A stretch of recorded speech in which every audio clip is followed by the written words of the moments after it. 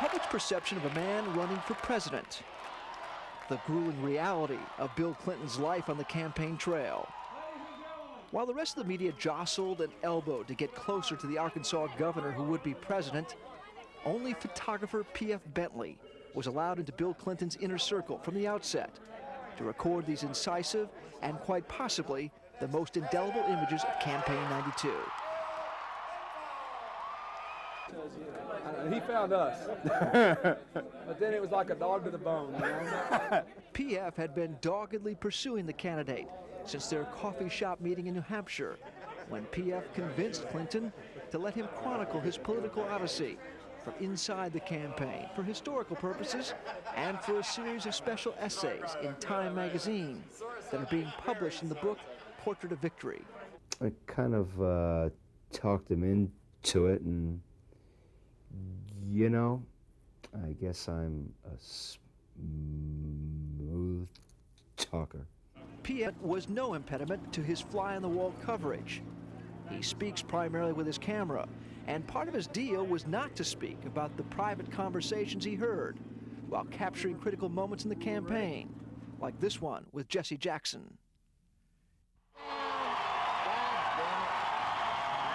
After a 2-month trial period of being discreetly quiet and unobtrusive, campaign press director Dee Myers found another added benefit to letting P.F. work inside the campaign for a change. P.F. is a very aggressive news photographer. He hasn't won all those awards by being the last guy off the bus. He's always the first guy off the bus. He's always the guy complaining the most if he doesn't get exactly the shot he wants. So this was mostly an opportunity to keep him from being in the news pool and harassing the entire campaign staff for 10 months, and I think it worked.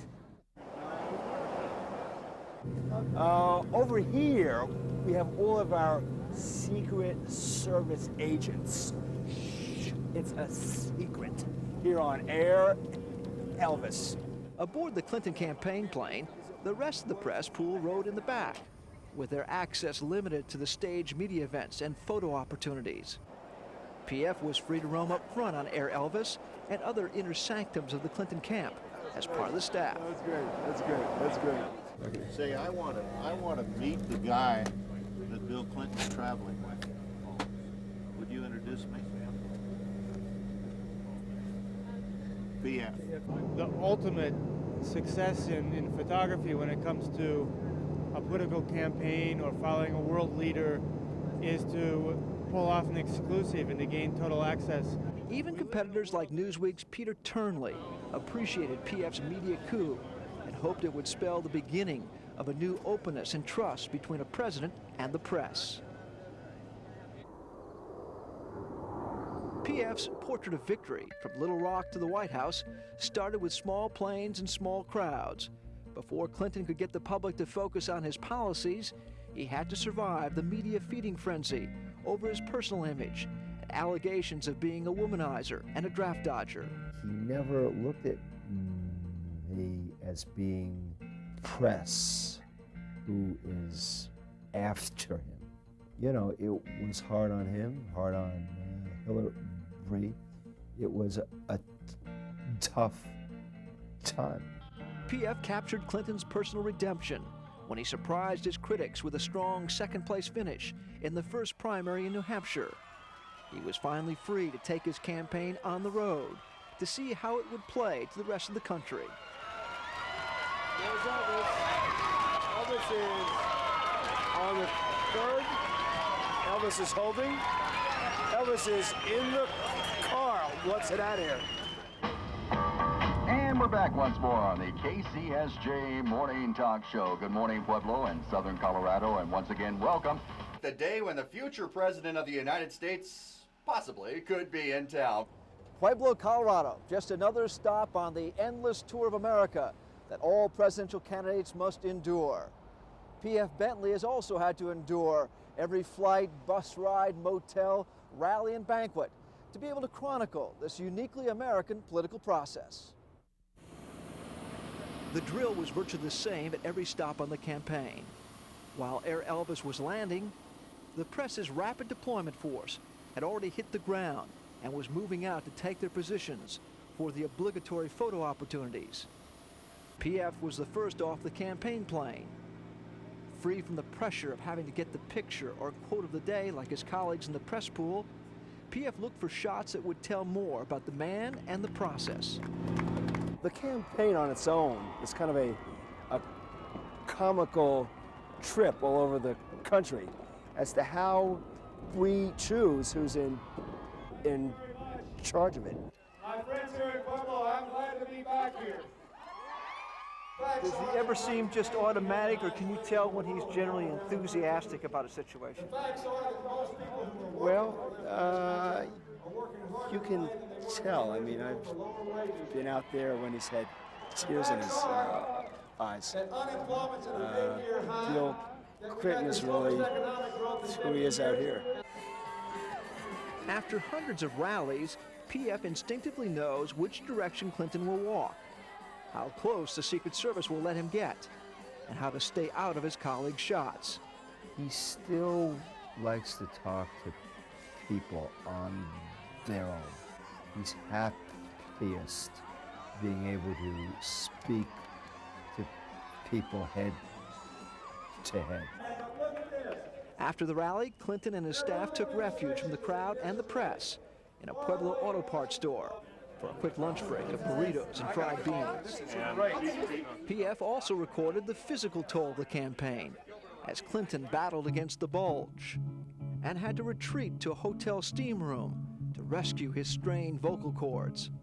Here's a case where it's really his own time. And in a case like this, I ask him. As a member of the campaign family, PF was also included in some of the rare moments when the Clintons were a family, and the private moments when Bill and Hillary could be a couple. Hillary is very warm towards him, and when I hear that she's cold, that isn't how I've looked at it. They are constantly hugging and kissing and touching each other. PF was also able to pick up on the strong personal friendship Clinton has with his running mate and soulmate, Al Gore. They behave like they were old college pals. He's always been like Clinton, hasn't any airs at all. They are happiest hanging out together.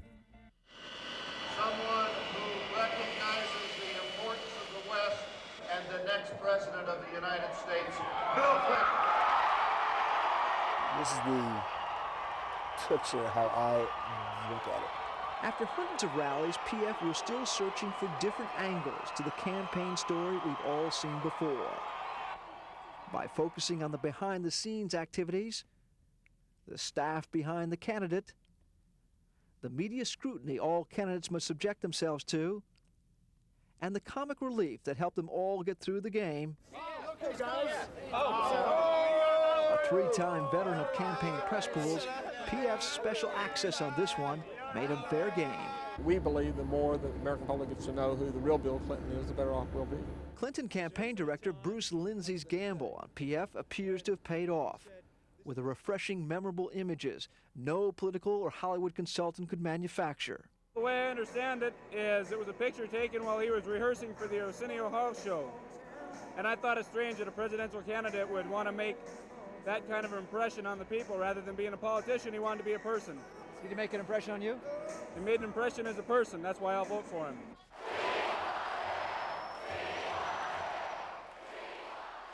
I want to tell you how very glad I am, even grateful to be back in Montana. With his fly-on-the-wall coverage of the campaign, PF was trying to get a different perspective on the candidate and the way Americans select their presidents.